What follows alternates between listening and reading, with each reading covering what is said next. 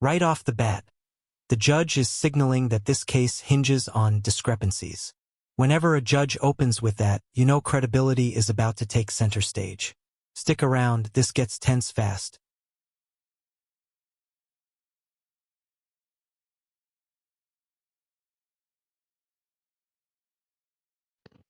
And I think Mr. Hall is correct. A court can look at this case from the standpoint of leaving all of these, uh, and I'm going to call them discrepancies because I think that they are, making them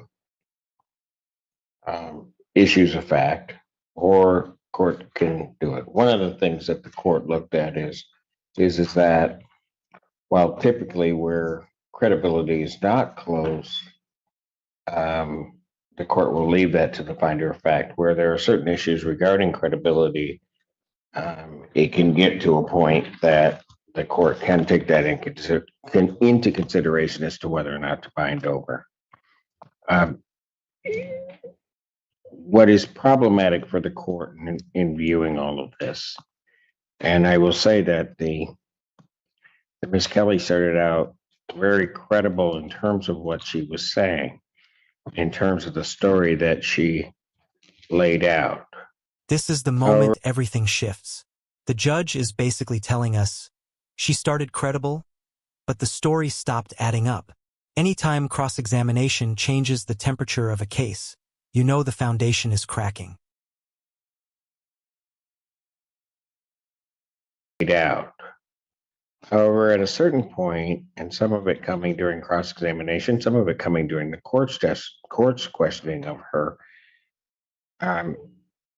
it didn't make sense with what she had testified to earlier, such as the statements in between her statements of don't want to do this, and then the stop. These are certainly difficult cases when one is looking at them, because not as though this is a stranger situation. This is two people who have engaged in consensual activities before.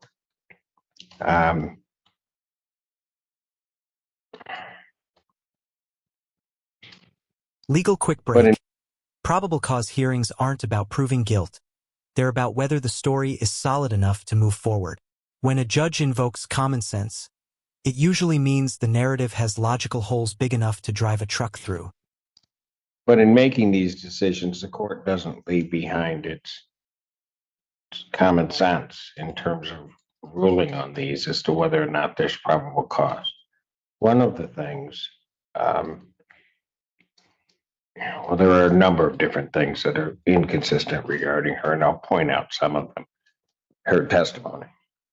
The first one I've already pointed out, between what she says while this is going on and what supposedly he says, and whether or not that even matches what he said as she's leaving and they hug, and he makes a statement, according to her, that I didn't hear you, which is actually consistent with what her original statement was. Then her testimony, according to the court's notes, her testimony changes in that regard. This section is huge. Delayed reporting is not unusual in assault cases. Courts know trauma doesn't follow a timeline, but the judge here is calling out something different.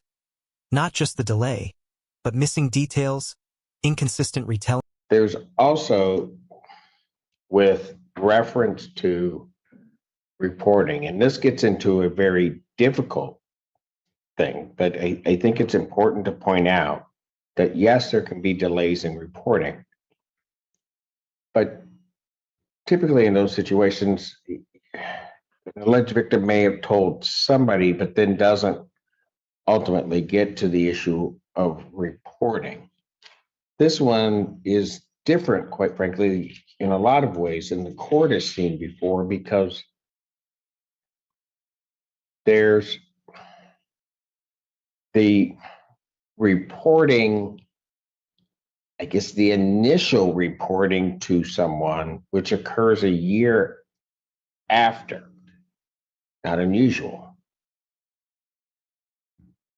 But then the report to the police occurs approximately 2 years after that. No indication of anything happening in between, no indication of anything along those lines. And it may be a circumstance where she just may have made up her mind to do it at that point in time. But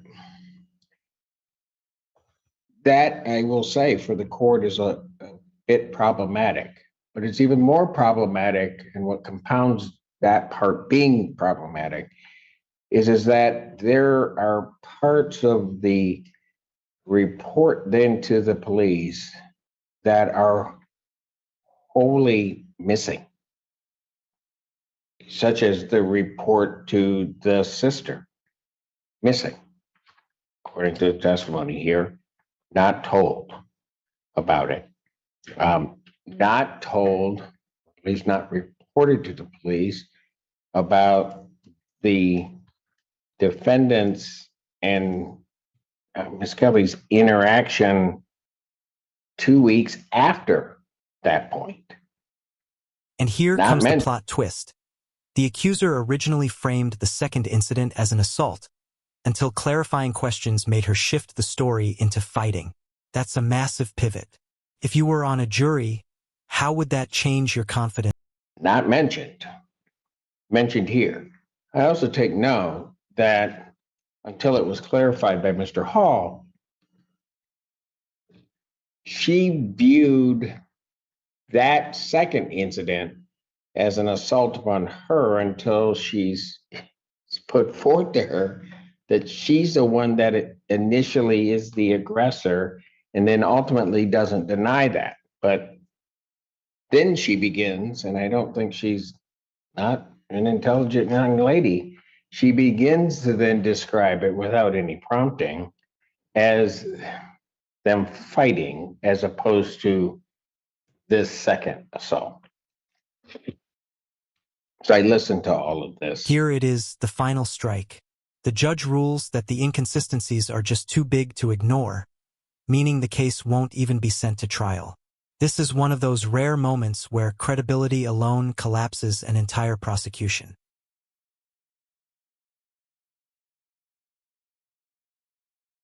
Listen to all of this, and I'm going to do it this way. I am going to decline bind over. I don't believe that the people have sustained their burden in terms of, I don't believe that there is, given her testimony, that there is credible enough evidence that this court should say to this defendant that they should go forth and have to stand trial. Therefore, this case is dismissed. The defendant is free.